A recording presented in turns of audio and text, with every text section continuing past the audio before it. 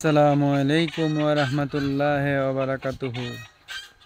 আপনারা সবাই আমার সালাম গ্রহণ করবেন। বাংলাদেশ এমন একটি দেশ, এটা অসাম্প্রদায়িক দেশ।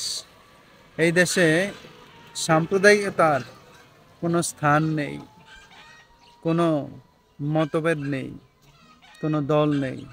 দল মত নির্বিশেষে সবাই আমরা বাঙালি, সবাই আমরা বাংলাদেশের নাগরিক। তাহলে এই দেশে কেন এত রাজনীতি চলে, কেন এত হানাহানি মারামারি চলে? আমার এটা প্রশ্ন যারা নীতি নির্ধারক আছেন তাদের কাছে।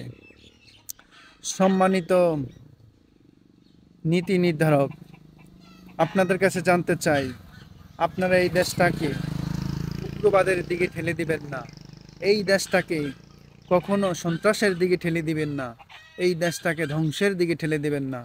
এই দেশটা আমাদের সবার। 1971 সালে 30 লক্ষ শহীদের বিনিময়ে এই দেশটা স্বাধীন হয়েছে। দ্বিতীয়বার 2024 সালের 5ই আগস্ট স্বৈরাচার মুক্ত হয়েছে এই দেশ। তাহলে আমাদের এই দেশে কেন আমরা ভাগাভাগি করব? কেন আমরা এই দেশের মধ্যে নৈরাজ্য সৃষ্টি করব? কেন আমরা এই দেশের মধ্যে নিজেদের মধ্যে ধ্বংস কার্যকলাপ চালাইব? আপনারা দয়া করে এগিয়ে আসুন।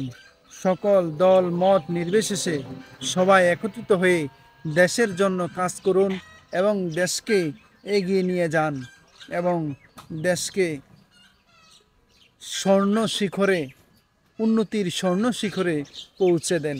আসুন আমরা সবাই একত্রিত হয়ে দেশকে গড়ে তুলি এবং বিশ্বের মাঝে বাংলাদেশকে পরিচিত করে তুলি, যেন বাংলাদেশ মাথা উঁচু করে দাঁড়াইতে পারে তার সম্মান নিয়ে।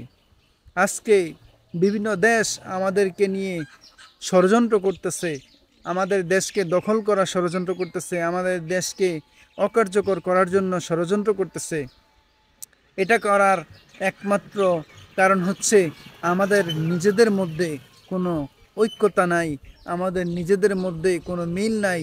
এই কারণে বাইরের রাষ্ট্রগুলো, বাইরের মানুষ আমাদেরকে বিভাজন করার জন্য, আমাদের দেশকে ধ্বংস করার জন্য তারা বিভিন্ন রকম কলাকৌশল চালাচ্ছে, বিভিন্ন রকম ধ্বংস কার্যকলাপ চালাচ্ছে। আমাদের দেশকে পিছিয়ে দেওয়ার জন্য তারা সর্বদাই চেষ্টা করতেছে।